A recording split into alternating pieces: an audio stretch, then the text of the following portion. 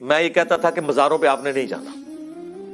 میرا موقف اس لیے ہے کہ مزار نبی علیہ السلام کی مخالفت پہ بنائے گئے ہیں. صحیح مسلم میں حدیث ہے قبروں پہ عمارتیں مت بناؤ, قبروں کو پکا نہ کرو, ان پہ مجاور بن کے مت بیٹھو. بخاری اور مسلم دونوں میں حدیث ہے حضور کی بیماری کے دن چل رہے تھے, حضور کی 2 بیویاں آخری دن تھے آپ کے, ام حبیبہ اور ام سلمہ آپس میں گفتگو کرنا شروع ہو گئی کہ جب ہم ہجرت حبشہ پہ گئے تھے نا, ہم نے ماریا نام کا ایک گرجا دیکھا تھا رومن امپائر کا, جہاں پہ کچھ تصویریں لٹکی ہوئی تھی. حضور انتہائی تکلیف میں ہے, لیکن آپ پتہ ہے امام الموحدین ہیں. آپ نے فرمایا یہی ان کی خرابی تھی کہ کوئی نیک آدمی یا نبی فوت ہو جاتا تھا, اس کی قبر کے اوپر مسجد بنا لیتے تھے, پھر اس کی تصویریں لٹکاتے تھے, پھر اس کی پوجا شروع کر دیتے تھے, سجدے شروع کر دیتے تھے. قیامت کے دن یہ بدترین مخلوق ہوں گے. یہ حدیث بخاری میں بھی ہے اور مسلم کے اندر بھی حدیث موجود ہے. یہ کتنی کریٹیکل حدیث ہے اس حوالے سے کہ آپ نے انبیاء کرام علیہم السلام اور نیک لوگوں کو اللہ کے مقابلے پہ لا کے اس حوالے سے کھڑا نہیں کرنا. اور اسی کے اندر رسول اللہ صلی اللہ علیہ وآلہ وسلم کی سینسٹیوٹی لیول آپ دیکھیں, ٹھیک ہے, ان حدیثوں کی وجہ سے ہم سمجھتے ہیں. اور بخاری مسلم کی حدیث بھی یاد کر لیں. اما عائشہ کہتی ہیں حضور علیہ السلام اپنی بیماری کے دنوں میں تکلیف کی وجہ سے چادر ہٹاتے اور بار بار کہتے لعن اللہ الیہود والنصارى, اللہ کی لعنت ہو یہود و نصارہ پر, اتخذوا قبور انبیائہم مساجدا, انہوں نے نبیوں کی قبروں کو سجدہ گاہ بنا لیا تھا. تو اما عائشہ کے الفاظ ہیں حضور ہمیں اصل میں ڈرا رہے تھے کہ میری وفات کے بعد میری قبر کے ساتھ یہ نہیں کرنا.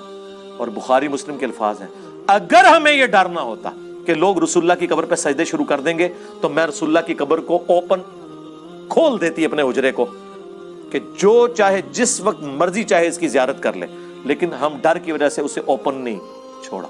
اس زمانے میں اما عائشہ کو ڈر تھا, آج لوگوں کو ڈر ختم ہوا ہے, کہتے ہیں یہ شرک ختم ہو گیا ہے. جب توحید کا دور تھا اس وقت بھی ڈر لگا ہوا تھا, اندازہ کریں. اچھا, اب ان ساری احادیث کی وجہ سے میں یہ کہتا تھا کہ مزارات پہ آپ نے نہیں جانا, یہ رسول اللہ کی مخالفت میں بنائے گئے ہیں. قبر رسول پہ جانا تو ایمان کا حصہ ہے, وہ ایک الگ چیز ہے. بابوں کے جو آپ نے مزار بنائے ہیں وہاں پہ بھی گنبد خضرا تو 650 سال بعد رکھا گیا ہے, وہ الگ سے ایک میرا ٹاپک, آپ ویڈیو دیکھ لیں. ہم کہتے ہیں بابوں کے مزارات پہ آپ کیوں جاتے ہیں؟ مسلم شریف میں تو حدیث ہے قبروں پہ جاؤ تاکہ آخرت کی یاد ہے, یہ موت کو یاد دلاتی ہے. قبروں پہ جانا ہے, مزاروں پہ تو نہیں جانا. مزاروں پہ کون مزاروں پہ تو آپ کی عزتیں لوٹتی ہیں, آپ کی جیبیں کٹ جاتی ہیں. کتنی کتنی ریئل ٹائم سٹوریز آئی ہیں. جتنی ہیروئن چرس بہترین قسم کی وہ آپ کو انہی جگہوں سے ملتی ہیں. یہ تو اڈے بنے ہوئے ہیں. ویسے یہ بھی پوچھنا چاہیے بزرگوں نے اپنی ڈیوٹی کو نہیں پوری کی. کہتے ہیں نا جناب لاہور فلانے نے سنبھالے ہے, کراچی فلانے نے سنبھالے ہے, چنگا سنبھالے ہے, وہ مزار دے ہوتے ہی سارے پٹھے کام ہو رہے ہیں. سنبھالے ہے تو بھائی سنبھالنا. مجھے بتائیں ہمارے گھر میں آگے کوئی چرس یا ہیروئن بیٹھ سکتا ہے؟ ہم اس کو ایک دن بھی بیٹھنے دیں گے؟ محلے میں بھی کوئی اس قسم کے مشکوک لوگ آئے نا, پورا محلہ کہتا ہے بھائی جی نکلو ادھر. تم چھڑوں کو جگہ نہیں دیتے ہیں, فیملی والوں کو جگہ دیتے ہیں کہ یہاں برے کام نہ شروع ہو جائیں. اے چنگے نے کہ سارے دنیا دے چرسی پاؤڈری اور بدکار لوگ پناہ گاہ بنے ہوئے انہوں نے, ٹھیک ہے, کام نہیں نا پھر صحیح کر رہے. اس کی وجہ سے میرا یہ موقف تھا کہ آپ مزاروں پہ نہیں جا سکتے, لیکن اب میں نے اس پہ رجوع کر لیا.